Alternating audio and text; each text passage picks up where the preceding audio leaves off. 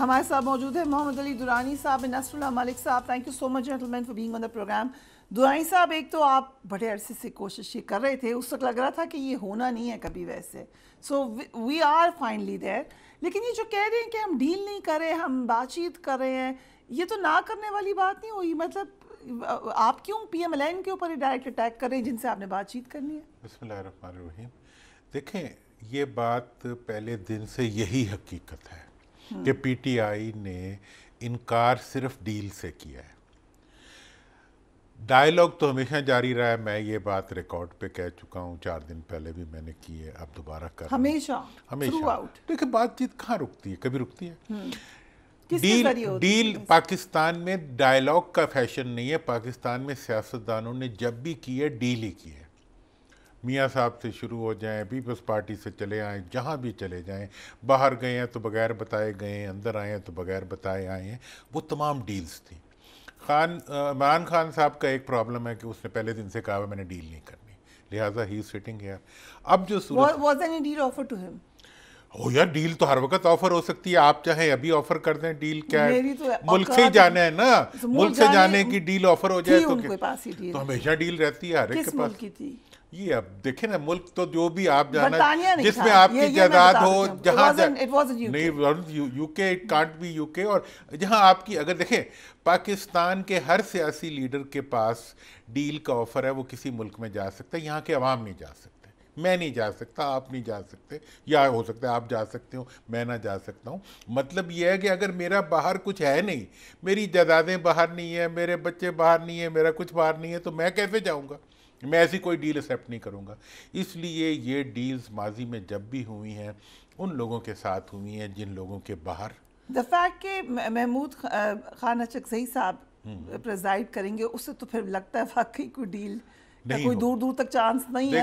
Why would he pick him up؟ دیکھیں، مذاکرات کا اس وقت جو معاملہ ہے نا، دیکھیں حکومت اس وقت میلٹ ہو رہی ہے. حکومت اس وقت میلٹ ڈاؤن کا مطلب پتہ ہے نا آپ کو؟ پگھل رہی ہے. حکومت کس چیز پہ کھڑی ہے؟ اپنی ان سیٹوں پہ کھڑی ہے جو اس کو اسمبلی میں اکٹھی کر کے مل گئی ہیں. آج عدالتوں کا رخ جو ہے وہ یہ بتا رہا ہے کہ یہ سیٹیں اتنی نہیں رہیں گی کچھ عرصے میں. جب یہ سیٹیں اتنی نہیں رہیں گی تو حکومت میلٹ ہو جائے گی. آج حکومت کے پاس آپشن ہے کہ وہ بات چیت کے ذریعے باعزت ایک سیاسی ڈائیلاگ کر لیں. اور اگر میلٹ ڈاؤن کے بعد جب بات کریں گے تو بے عزتی سے کریں گے.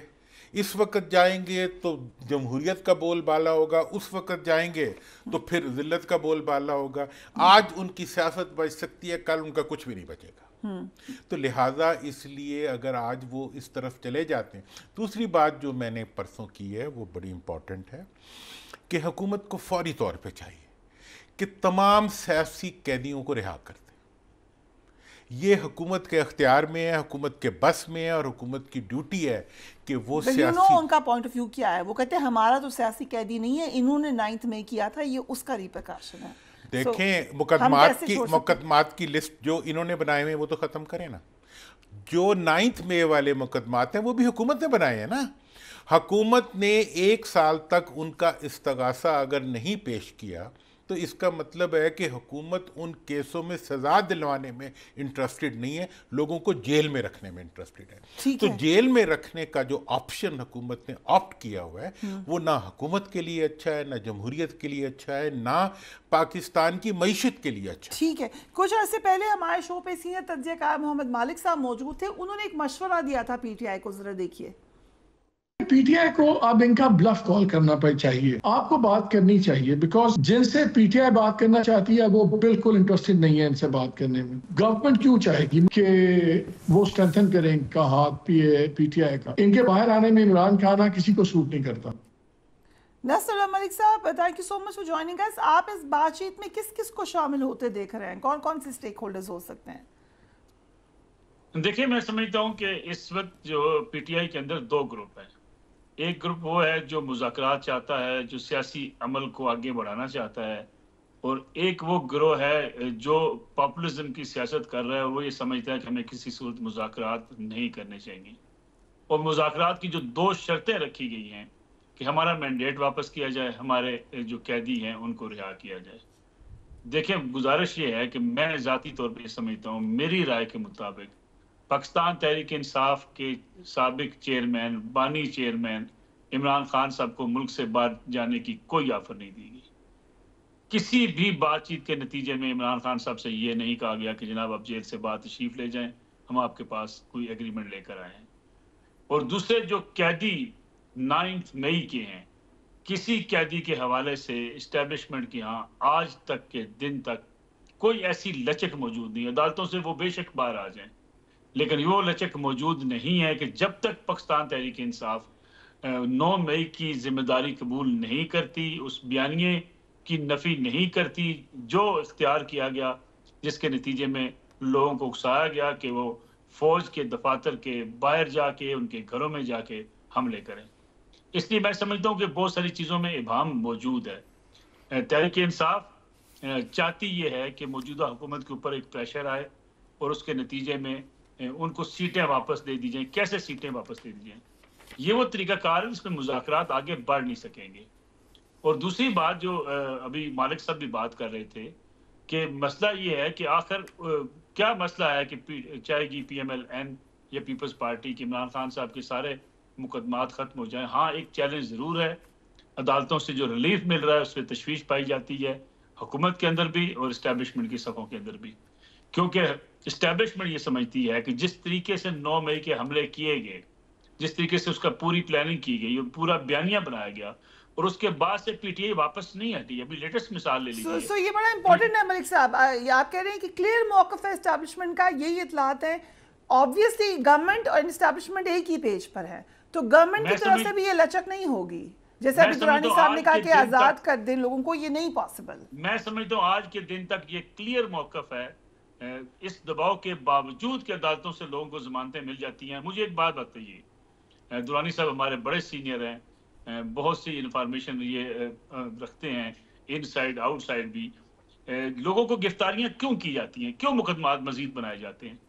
آپ کی عدالتوں کے اوپر بھی اسٹیبلشمنٹ کو اس بات کا افسوس ہے کہ جو لوگ براہ راست ملوث تھے 9 مئی کے اندر، ان کو اگر ضمانتیں ملیں گی تو پھر اس کے بعد مزید مقدمات بنانے پڑتے ہیں ان کو جیل میں رکھنے کے لیے. ٹھیک ہے.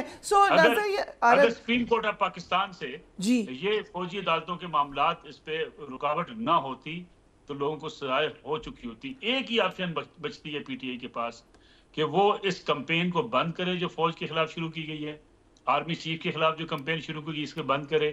اور آج کے دن تک پی ٹی آئی اپنی اس کمپین سے واپس نہیں ہٹ رہی. ٹھیک ہے. سو اگر اجازت ہے درائی صاحب، ایک تو میں آپ سے یہ پوچھنا چاہتی ہوں کہ بیچ میں ایکس فیکٹر پیپلز پارٹی بھی ہے، مولانا فضل الرحمان کا ایک الگ اسٹیٹمنٹ آیا ہے، اس پہ آتے ہیں.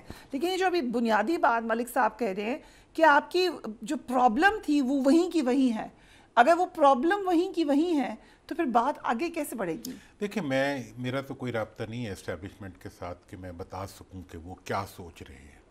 لیکن یہ تو اسٹیبلشمنٹ خود بھی بارہا بتا چکی ہے. نہیں وہ دیکھیں وہ جو کچھ سوچ رہے ہیں ان کی سوچ میں اگر کوئی حائل ہے تو حکومت حائل ہے.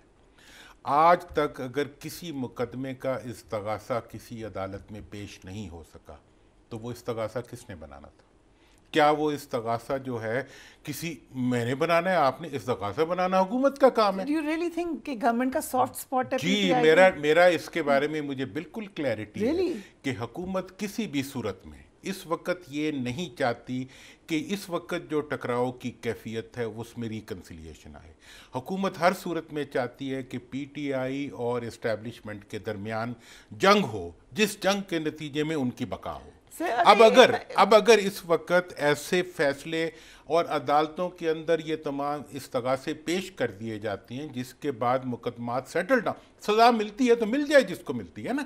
آپ دیکھیں 9 مئی کے مجرم ہم تو نہیں بنا سکتے کسی کو، نہ میں نہ نصر اللہ نہ حکومت، ہم کسی کو ملزم کو مجرم ہم نہیں بنا سکتے، نہ فوج بنا سکتی ہے نہ کوئی اور بنا سکتا ہے.